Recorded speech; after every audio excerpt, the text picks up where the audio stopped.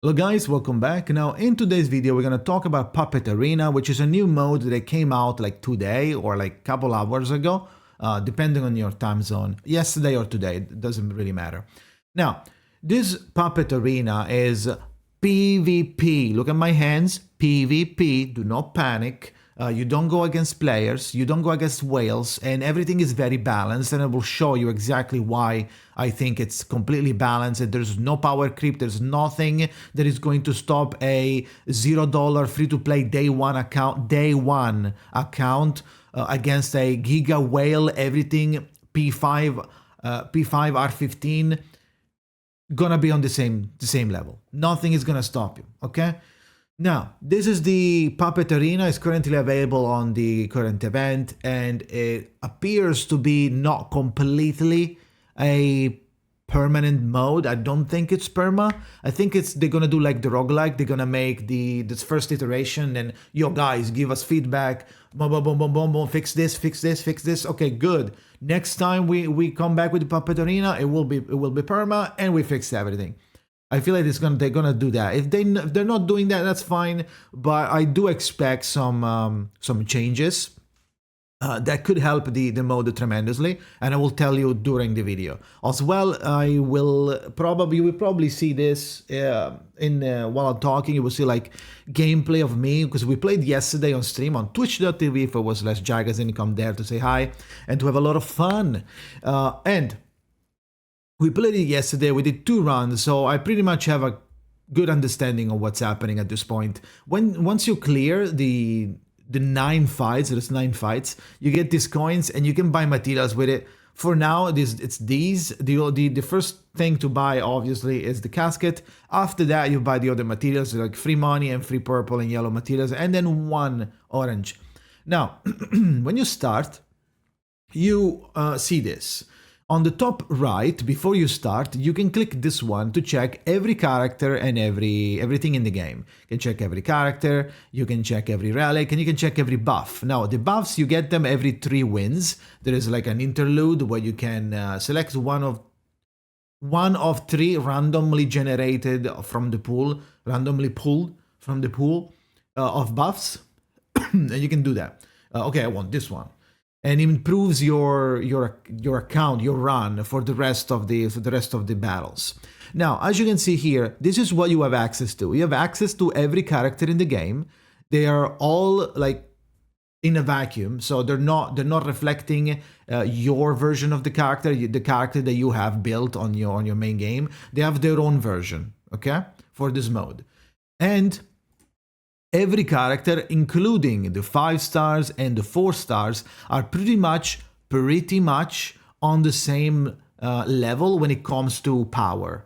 Now, HP is gonna be less, but when it comes to power, they pretty much have the same attack, let's say. So if you pick up a DPS that it's a 5 star, let's say Lucy has 1.7 attack, and then you go, that's a 6 star, it's really good, right? And then you go to like Sweetheart. Sweetheart has the same HP and 2k. It's pretty high HP as well. 2k attack. And then you go to like Pavia or Mondlicht. Pavia has 2.1. Mondlicht has 1.9. These characters are still viable and playable, even though they're not 6 stars. So don't worry about it. Not getting something. We'll see how it works, because everyone has their power. That said, there are some new units that you can use in this mode specifically, and there are Forget-Me-Not and Sophia. Isn't that funny? I think it's pretty cool. And then we have Trash Bag Matilda. Unironically, that's Matilda in a trash bag. When you die, the trash bag breaks up and Matilda falls on the ground. But yeah, so we have Forget-Me-Not, Sophia, that now they're playable in this mode. Then you have Gentleman Carbuncle, the poison tree. This tree does a lot of poison and debuffs. And then you have the mirror. Then you have roguelike relics that you can put on the characters. Every character is going to have 1 slot. You get them randomly from the shop. You'll see how it works. And then you have all the buffs that 3 of these will be presented to you every time you win 3 times. That said, we go back and we start the game. Now that we start the game, we get presented with 3 starter packs. who do you want to start with? Do you want to start with these characters? Do you want to start with this? Or do you want to start with this one? Now, it's completely random. So unless you game over or abandon a run, you can't choose again. But you could like start now and then abandon and then start again until you get like a good starter. But let's say we like this one with Isolde, Pavia, and Blani. We also get given the burn artifact, so that's gonna be good. We can probably try and get like Jay or Spatodia. We'll see. So we choose this one, right? The others explode, and you choose that one. This is your team selection. You have up to 3 teams. At first, you start with 1 team. This is 1 out of 9 fights. At first, you start with 1 team. You select your characters, and there's not much to do. And then you select your relic if you have any, and you can see that they have slots. So you have 1 slot each character. Now, you cannot play the characters during the fight. It's permanently locked in auto, but the order of the cards depends on the order of the character that you see, like 1, 2, 3, 4. So if you put the character on 1, she will be the first one casting. Then will be Blani, and then will be Pavia. Which means that you really want to have the healer and the DPS further back, and have the debuffer and the buffer, or the tanks or the shielders first, so that you can buff, debuff, or shield, or whatever, right? Or depends on your team. If you want to heal first or something, if you're scared or you want to get the characters ult up first, then you can maybe bring them towards 1. But that's how it works. So also, when you click on the character, you will see these 2 buttons here. This means prioritize. So whenever the card they're gonna be there, right? It's gonna be a random cards in your hand. Whatever Isolde Autobot is going to use, you can tell them which one to use first. So if you want to do the debuff, you want to do, okay, I want to do the debuff first. You do this one, right? I want to do this. You click this one, so whenever that card is there and there is this card as well, they will prioritize the one that you clicked. The ultimate gets cast automatically. Now, you can do that for everybody. Okay, I want to do the counter with her, and then I want to do on Pavia, I want to do this attack, let's say, or maybe this. Now, we are pretty much set. We are moving the order, so we want maybe we want this order instead. And then we go and we play. Now, these Team 2 and Team 3, they will be unlocked once you win the first 3 fights.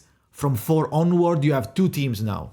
When you have 3 fights, for 3 teams, after you win the 6th one, 7, 8, 9, it will be done with 3 teams, which means that you're facing 1v1 team, and then we're going to be facing 2v2 and then 3v3. These up here are the coins that you're going to be using for buying in the shop. So after we play once and we get matched with a team, there's nothing that we can do. This is someone that someone else made, but we're not fighting them. We're fighting their recorded team. So at first it's going to be really easy. You can lose 3 times before you game over.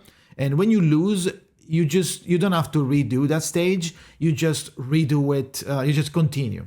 Now, the fast mode, it's extremely fast, as you can see. I don't know why, if it's intended or not, but as you can see, the damage that Necrologist is dealing is actually pretty high, or Door. So, like I said before, it's pretty easy to win without having crazy characters. You can just have fun, make your own team that is like the most satisfying or whatever, and then you will be done, right?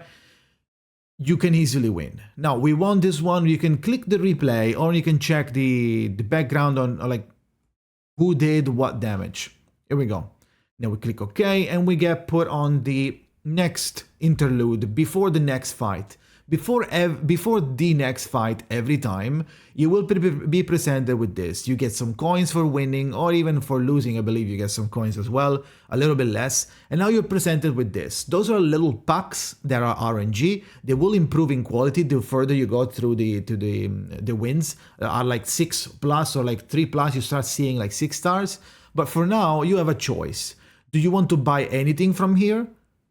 Or do you want to reset? Maybe you get luckier and you get something better. Or are you fine with this? You can just like you save the money and you proceed. If you have crazy characters already, you got like really lucky early, then you can win the first 3 fights without really sweating too much, or you can buy something.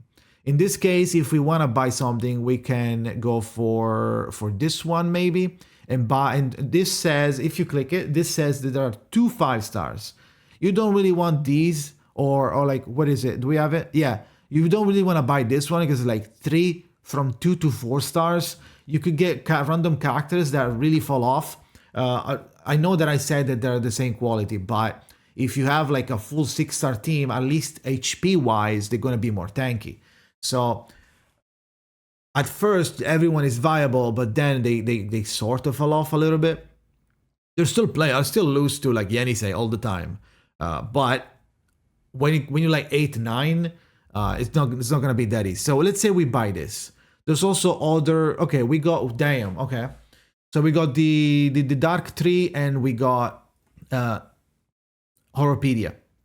Now we can also check what these do. And okay, we got 2 artifacts. We can afford them. So now that we're done with the purchase, we switch behind me. We switch to the team section, and on the team section we don't need a second team. So for now we can replace some of the characters with the ones that we want. For example, let's say we want this, and then we get tell this guy to do that, and Horrorpedia does I believe it was this one. Now we're ready to go. Okay, we can move the artifacts to Isolde now that I noticed, and yeah, let's go. And we fight the next fight. And now we will be matched with another. We will be matched with another team. This is a team that someone made. Will I die? Will I win? Nobody knows. Let's see. Okay, we won. Now, after we win, we can go back to the same stage, and this progresses until you're done with the fight. So, this is pretty much how it works. The shop will be progressively improving in terms of rarity. You will be presented with 6 stars, with question mark packs. If you click this one, right? This one says you will get a random character of whatever Afflatus it told you that it was. And it could be anyone of that Afflatus. But 5-star or above, if it says. Or in the future, you will see these packs, but 6-star version. You can pay like, I don't know, like 20 or 30, and they give you like 3 6 stars. So in that case, that would be way better, but it happens after. After we win the next fight, we will be presented with the buffs, and then we start like wondering, okay, what do I need?